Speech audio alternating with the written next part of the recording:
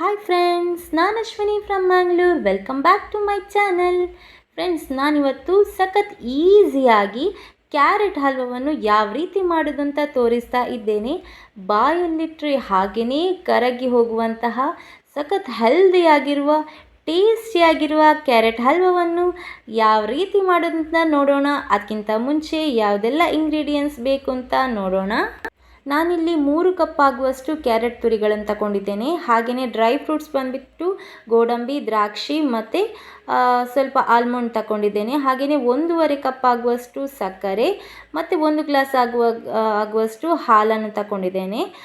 ಮತ್ತು ಒಂದು 75 ಮಿಲಿ ತುಪ್ಪ, ಅಂದರೆ ಒಂದು 6 ಸ್ಪೂನ್ ತುಪ್ಪ ಬೇಕಾಗ್ತದೆ. ಹಾಗೆಯೇ 1 ಸ್ಪೂನ್ ಆಗೋಷ್ಟು ಏಲಕ್ಕಿ ಪೌಡರ್ ಮಾಡಿಟ್ಟಿದ್ದೇನೆ, ಅಂದರೆ ಕುಟ್ಟಿ ಪುಡಿ ಮಾಡಿದ್ದೇನೆ.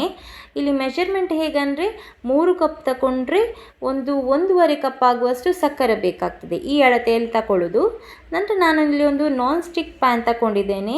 ಸೊ ಸ್ವೀಟ್ ಮಾಡುವಾಗ ಯಾವಾಗಲೂ ನಾನ್ ಸ್ಟಿಕ್ ಪ್ಯಾನಲ್ಲಿ ಮಾಡಿದರೆ ಒಳ್ಳೆಯದು. ಹಾಗೆಯೇ ಒಂದು 2 ಸ್ಪೂನ್ ಆಗುವಷ್ಟು ತುಪ್ಪ ಹಾಕಿದ್ದೇನೆ. ತುಪ್ಪ ಕರಗಿದ ನಂತರ ಡ್ರೈ ಫ್ರೂಟ್ಸನ್ನು ನಾವು ಫ್ರೈ ಮಾಡಿಕೊಳ್ಬೇಕು. ಡ್ರೈ ಫ್ರೂಟ್ಸ್ ಯಾವುದೇ ಡ್ರೈ ಫ್ರೂಟ್ಸ್ ತಗೊಳ್ಬೋದು, ಅಥವಾ ನೀವು ಒಂದೇ ಡ್ರೈ ಫ್ರೂಟ್ ಯಾವನ್ನಾದ್ರೂ ಹಾಕಿದರೆ ಅದನ್ನು ಹಾಕ್ಬೋದು. ನಾನಿಲ್ಲಿ ಸ್ವಲ್ಪ ಕ್ಯಾಶ್ಯೂಸ್ ತಗೊಂಡಿದ್ದೇನೆ, ಅದನ್ನು ಮುಂಚೆಗೆ ಹಾಕಿದ್ದೇನೆ. ನಂತರ ಇಲ್ಲಿ ಬಾದಾಮಿಯನ್ನು ಸಣ್ಣಕ್ಕೆ ಪೀಸ್ ಮಾಡಿದ್ದೇನೆ, ಅದನ್ನು ಹಾಕ್ತೇನೆ. ಸ್ವಲ್ಪ ಇದೆರಡು ಕೂಡ ಸ್ವಲ್ಪ ಲೈಟಾಗಿ ಕಲರ್ ಚೇಂಜ್ ಆದ ನಂತರ ನಾನು ಇಲ್ಲಿ ದ್ರಾಕ್ಷಿ ಹಾಕೋದು. ಯಾಕಂದರೆ ದ್ರಾಕ್ಷಿ ಪಕ್ಕ ಗುಂಡು ಗುಂಡು ಆಗ್ತದೆ, ಅದಕ್ಕೋಸ್ಕರ ಒಮ್ಮೆ ಗುಂಡಾದ ನಂತರ ಮತ್ತೆ ನೀವು ಅಗೇನ್ ಫ್ರೈ ಮಾಡೋದು ಬೇಡ. ಯಾಕಂದರೆ ತೀರಾ ಡ್ರೈ ಫ್ರೂಟ್ಸ್ ಎಲ್ಲ ಕಪ್ಪಾದರೆ ಅದು ಟೇಸ್ಟ್ ಚೆನ್ನಾಗಿ ಬರೋದಿಲ್ಲ, ಅಂದರೆ ಸ್ವಲ್ಪ ಕಹಿ ಬರ್ತದೆ. ಅದಕ್ಕೋಸ್ಕರ ಸ್ವಲ್ಪ ಲೈಟಾಗಿ ಕಲರ್ ಚೇಂಜ್ ಆದರೆ ಸಾಕು. ಮತ್ತು ಡ್ರೈ ಫ್ರೂಟ್ಸ್ ಬಂದುಬಿಟ್ಟು ತುಂಬಾ ಹೆಲ್ದಿ ಅಲ್ವಾ, ಅದಕ್ಕೋಸ್ಕರ ನಾನು ಜಾಸ್ತಿನೇ ಹಾಕ್ತಾ ಇದ್ದೇನೆ. ಸೊ ಬಾದಾಮಿ ಎಲ್ಲ ಮಕ್ಕಳು ಹೀಗೇ ಕೊಟ್ಟರೆ ತಿನ್ನಲಿಕ್ಕೆ ಕೂಡ ಅಷ್ಟೊಂದು ಕೇಳೋದಿಲ್ಲ.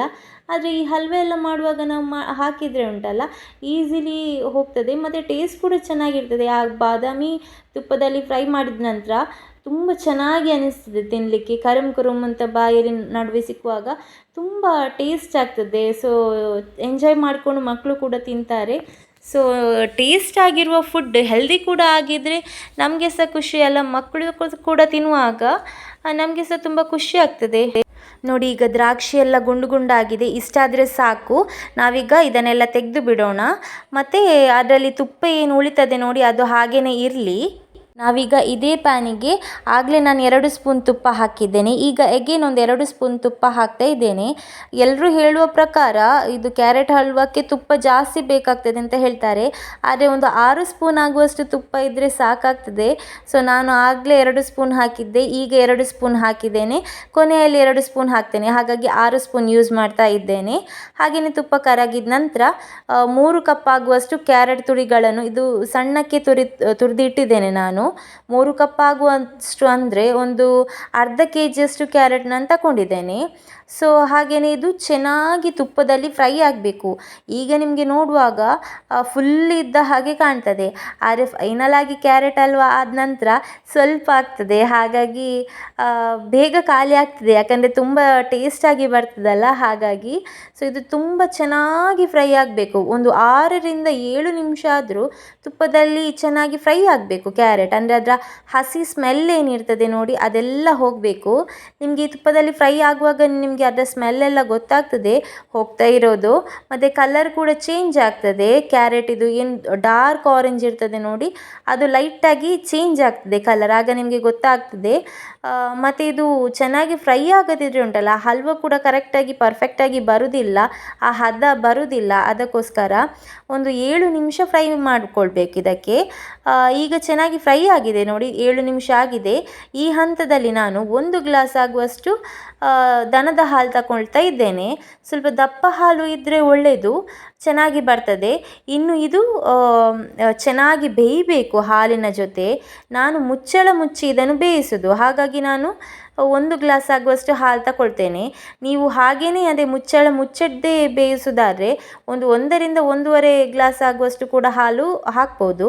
ಆದರೆ ನಾನಿಲ್ಲಿ ಮುಚ್ಚಳ ಮುಚ್ಚಿ ಬೇಯಿಸೋದು. ನಡುವೆ ಕೈ ಹಾಕ್ತಾ ಅಂದರೆ ಸೌಟು ಹಾಕಿದರೆ ಸಾಕಾಗ್ತದೆ. ಗಡಿ ನೀವು ಸೌಟು ಹಾಕಿಕೊಂಡೇ ಇರಬೇಕು ಅಂತ ಏನಿಲ್ಲ. ನೋಡಿ, ಒಮ್ಮೆ ಸೆಟ್ ಆದ ನಂತರ ನಾನು ಮುಚ್ಚಳ ಮುಚ್ಚಿಡ್ತೇನೆ. ಇನ್ನೊಂದು ಸ್ವಲ್ಪ ನಂತರ ನಾನು ತೆಗೆದು ನೋಡ್ತೇನೆ, ಅಂದರೆ ಯಾವ ರೀತಿ ಆಗಿದೆ ಅಂತ ನೋಡಬೇಕು.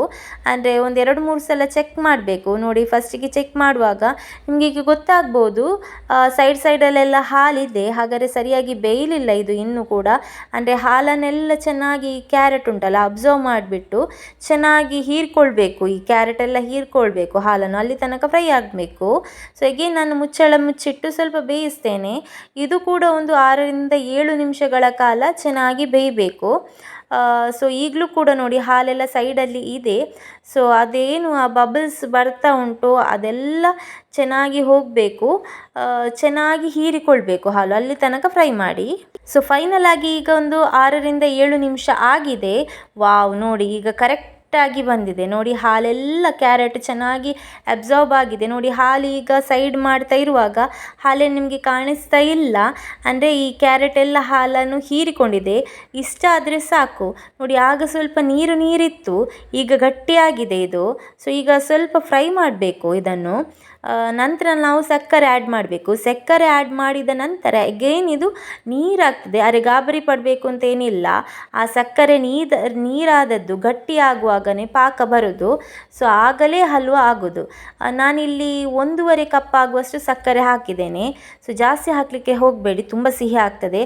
1.5 ಕಪ್ ಕರೆಕ್ಟ್ ಮೆಷರ್ಮೆಂಟ್. ಅಂದರೆ 3 ಕಪ್ಪು ನೀವು ಈ ಕಪ್ಪಲ್ಲಿ ನಾನು ಸಕ್ಕರೆ ತಗೊಂಡದ್ದು, ಆ ಕಪ್ಪಲ್ಲೇ ನಾನು ಕ್ಯಾರೆಟ್ಗಳನ್ನು ತಗೊಂಡದ್ದು. ಕ್ಯಾರೆಟ್ ತುರಿ 3 ಕಪ್ ತಗೊಂಡ್ರೆ 1.5 ಕಪ್ ಆಗುವಷ್ಟು ಸಕ್ಕರೆ. ಅಂದರೆ 2 ಕಪ್ ನೀವು ಕ್ಯಾರೆಟ್ ತುರಿಗಳನ್ನು ತಗೊಂಡ್ರೆ 1 ಕಪ್ ಆಗುವಷ್ಟು ಸಕ್ಕರೆ ಹಾಕಬೇಕು. ಆ ಮೆಷರ್ಮೆಂಟಲ್ಲಿ ತಗೊಳ್ಬೇಕು. ನೀವು KG ಲೆಕ್ಕದಲ್ಲಿ ತಗೊಳ್ಳೋದಾದರೆ ಒಂದು KG ಕ್ಯಾರೆಟ್ ತಗೊಂಡ್ರೆ ಅರ್ಧ KG ಸಕ್ಕರೆ ತಗೊಳ್ಬೇಕು. ಆದರೆ ಕಪ್ ಮೆಷರ್ಮೆಂಟಲ್ಲಿ ತಗೊಳ್ಳೋದಾದರೆ ಕರೆಕ್ಟಾಗಿ ಬರ್ತದೆ ನಿಮಗೆ. ಹಾಗಾಗಿ ಕ್ಯಾರೆಟ್ ಒಮ್ಮೆ ತುರಿದ ನಂತರ ಕಪ್ಪಲ್ಲಿ ಹಾಕಿ ಮೆಷರ್ ಮಾಡಿಯೇ ಹಾಕೋದು ಒಳ್ಳೆಯದು. ನೋಡಿ ಈಗ ಸಕ್ಕರೆ ಹಾಕಿದ ನಂತರ ಚೆನ್ನಾಗಿ ಒಮ್ಮೆ ಮಿಕ್ಸ್ ಮಾಡಬೇಕು. ನೋಡಿ ಈಗ ನೀರಾಗ್ತಾ ಬಂತು ಸಕ್ಕರೆ, ಇದು ಇನ್ನೂ ಕೂಡ ನೀರಾಗ್ತದೆ. ಆದರೆ ಯಾವ ರೀತಿ ನೀರಾಗಿದೆ ನೋಡಿ ಅದೇ ರೀತಿ ಗಟ್ಟಿಯಾಗ್ತಾ ಬರ್ತದೆ ಇದು. ಸೊ ಹಾಗಾಗಿ ನೀವು ಸೌಟ್ ಹಾಕ್ತಾ ಇರಬೇಕು.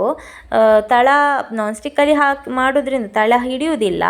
ಬೇರೆ ಪ್ಯಾನಲ್ಲಿ ನೀವು ಏನಾದರೂ ಮಾಡೋದಾದರೆ ಸೌಟ್ ಆಡಿಸ್ತಾ ಇರಬೇಕು, ಇಲ್ಲದ್ರೆ ತಳ ಹತ್ತುತ್ತದೆ. ಅದಕ್ಕೋಸ್ಕರ ಬೇಗ ಕಪ್ಪಾಗ್ತದೆ ಇದು, ಅದಕ್ಕೋಸ್ಕರ. ಸೊ ಈಗ ತುಂಬ ನೀರಾಗಿದೆ ನೋಡಿ. ಆದರೆ ಫೈನಲ್ ಆಗಿ ಯಾವ ರೀತಿ ಬರ್ತದೆ ಅಂತ ನೀವೇ ನೋಡಿ ಆಗಲೇ ಎಷ್ಟು ನೀರಾಗಿತ್ತು, ಈಗ ನೋಡಿ ಅದು ಅಗೇನ್ ತಿಕ್ಕಾಗ್ತಾ ದಪ್ಪ ಆಗ್ತಾ ಬರ್ತಾ ಉಂಟು. ನೋಡಿ ಆ ಸೈಡಲ್ಲೆಲ್ಲ ನೀರು ಬರ್ತಾ ಇತ್ತಲ್ಲ, ಅಂದರೆ ಸಕ್ಕರೆ ನೀರಿತ್ತಲ್ಲ ಅದೆಲ್ಲ ಚೆನ್ನಾಗಿ ಅಬ್ಸಾರ್ಬ್ ಆಗಿದೆ. ಈಗ ಚೆನ್ನಾಗಿ ಹದಕ್ಕೆ ಬಂದಿದೆ. ಈ ಟೈಮಲ್ಲಿ ಏಲಕ್ಕಿ ಕುಟ್ಟಿ ಪುಡಿ ಮಾಡಿದ್ದೇನೆ. ನೀವು ಬೇಕಾದ್ರೆ ಫೈನಾಗಿ ಕೂಡ ಪೌಡರ್ ಮಾಡ್ಬೋದು. ಒಂದು ಸ್ಪೂನಷ್ಟು ಹಾಕ್ತಾ ಇದ್ದೇನೆ. ಅಂದರೆ ಆ ನಡುವಲ್ಲಿ ಏಲಕ್ಕಿ ಸಿಕ್ಕುವಾಗ ಉಂಟಲ್ಲ ತುಂಬ ಟೇಸ್ಟ್ ಅನ್ನಿಸ್ತದೆ, ಅದರ ಘಮ ಒಂದು ಚೆನ್ನಾಗಿ ಬರ್ತದೆ, ಅದಕ್ಕೋಸ್ಕರ. ಸೊ ಏಲಕ್ಕಿ ಹಾಕಿದ ನಂತರ ಒಮ್ಮೆ ಚೆನ್ನಾಗಿ ಮಿಕ್ಸ್ ಮಾಡಿ. ನೋಡಿ ಈ ತಳ ಬಿಟ್ಟು ಬರ್ತಾ ಉಂಟು. ಈಗ ಆಗುವಾಗನೇ ಹೀಗೆ ಬರುವಾಗ ನಿಮಗೆ ಗೊತ್ತಾಗ್ತದೆ ಎಷ್ಟು ಚೆನ್ನಾಗಿ ಆಗಿದೆ ಅಂತ. ಸೊ ಈ ಟೈಮಲ್ಲಿ ನೀವು ಒಂದು 2 ಸ್ಪೂನ್ ಆಗುವಷ್ಟು ತುಪ್ಪವನ್ನು ಆ್ಯಡ್ ಮಾಡ್ಬೋದು. ನಾನು ಆಗಲೇ ಹೇಳಿದ್ದೆ, ಫಸ್ಟಿಗೆ 2 ಸ್ಪೂನ್ ತುಪ್ಪ ಹಾಕಿದ್ದೆ. ನಂತರ ಅಗೇನ್ ಕ್ಯಾರೆಟ್ ಫ್ರೈ ಮಾಡುವಾಗ 2 ಸ್ಪೂನ್ ತುಪ್ಪ ಹಾಕಿದ್ದೇನೆ. ಆಗಲೇ ಈಗ ಫೈನಲ್ ಆಗಿ 2 ಸ್ಪೂನ್ ತುಪ್ಪ ಹಾಕಿದರೆ ಟೋಟಲ್ ಆಗಿ 6 ಸ್ಪೂನ್ ತುಪ್ಪ ಆಗ್ತದೆ. ಸೊ ಅಳತೆ ಕರೆಕ್ಟಾಗಿ ಹೇಳಬೇಕಾದ್ರೆ ಒಂದು 75 ಮಿಲಿ ಆಗುವಷ್ಟು ತುಪ್ಪ ಬೇಕಾಗ್ತದೆ ಇದಕ್ಕೆ. ನೋಡಿ ಈ ಟೈಮಲ್ಲಿ ನಾವು ಡ್ರೈ ಫ್ರೂಟ್ಸನ್ನು ಫ್ರೈ ಮಾಡಿ ಇಟ್ಕೊಂಡಿದ್ದೇವಲ್ಲ ಅದನ್ನು ಹಾಕುವ. ಸೊ ಒಮ್ಮೆ ಡ್ರೈ ಫ್ರೂಟ್ಸ್ ಹಾಕಿದ ನಂತರ ಚೆನ್ನಾಗಿ ಮಿಕ್ಸ್ ಮಾಡಬೇಕು. ಕೆಲವರೆಲ್ಲ ಖಾಲಿ ಗಾರ್ನಿಷಿಗೆ ಮಾತ್ರ ಡ್ರೈ ಫ್ರೂಟ್ಸ್ ಹಾಕ್ತಾರೆ, ಬಟ್ ನಾನು ಈಗಲೇ ಹಾಕ್ತೇನೆ. ಯಾಕಂದರೆ ಆ ಡ್ರೈ ಫ್ರೂಟ್ಸ್ ಉಂಟಲ್ಲ, ಕ್ಯಾರೆಟ್ ಹಲ್ವ ತಿನ್ನುವಾಗನೇ ನಡುವೆ ಸಿಕ್ಕಿದರೆ ತುಂಬ ಚೆನ್ನಾಗಿರ್ತದೆ. ಅಂದರೆ ಆ ಹಲ್ವದ ಜೊತೆ ಈ ಡ್ರೈ ಫ್ರೂಟ್ಸ್ ಬೆರೆತಂದರೆ ಸೂಪರ್ ಆಗಿರ್ತದೆ. ನೋಡಿ ಈಗ ಹದ ಯಾವ ಥರ ಬಂದಿದೆ ಅಂತ. ಆ ಸಕ್ಕರೆ ಪಾಕದ ಜೊತೆ ಚೆನ್ನಾಗಿ ಕಂಬೈಡ್ ಆದ ನಂತರ ಫೈನಲ್ ಆಗಿ ಈ ರೀತಿ ಬಂದಿದೆ. ವಾವ್, ನೋಡುವಾಗನೇ ಸಖತ್ ಟೇಸ್ಟಿಯಾಗಿದೆ ಅಂತ ನಿಮಗೆ ಗೊತ್ತಾಗ್ತದೆ. ಇದನ್ನು ಮಾಡಲಿಕ್ಕೆ ಮಿಸ್ ಮಾಡಲೇಬೇಡಿ, ಈಗಲೇ ಮಾಡಿ, ಯಾಕಂದರೆ ತುಂಬ ಹೆಲ್ದಿ. ಸೊ ಹಾಗಾದರೆ ಇವತ್ತಿನ ನನ್ನ ವಿಡಿಯೋ ನಿಮಗೆಲ್ಲರಿಗೆ ಇಷ್ಟ ಆದರೆ ಲೈಕ್ ಮಾಡಲಿಕ್ಕೆ ಮಾತ್ರ ಮರಿಬೇಡಿ. ಹಾಗೆಯೇ ನಿಮ್ಮ ಫ್ರೆಂಡ್ಸ್ ಫ್ಯಾಮಿಲಿ ಜೊತೆ ಶೇರ್ ಮಾಡಿ. ಇನ್ನೂ ಹೆಚ್ಚು ನನ್ನ ವಿಡಿಯೋಸ್ ನೋಡ್ತಾ ಇರಿ, ಹೀಗೇ ನನಗೆ ಸಪೋರ್ಟ್ ಮಾಡ್ತಾಯಿರಿ. ಯಾರೆಲ್ಲ ಫಸ್ಟ್ ಟೈಮ್ ನೋಡ್ತಾ ಇದ್ದೀರಿ ಅವರೆಲ್ಲ ಸಬ್ಸ್ಕ್ರೈಬ್ ಆಗಿ ನನ್ನ ಚಾನಲ್ಗೆ. ಹೀಗೇ ಸಪೋರ್ಟ್ ಮಾಡಿ, ನಿಮ್ಮ ಸಪೋರ್ಟ್ ನನಗೆ ತುಂಬಾ ಬೇಕಿದೆ. So thank you so much video ನೋಡಿದ್ದಕ್ಕೆ.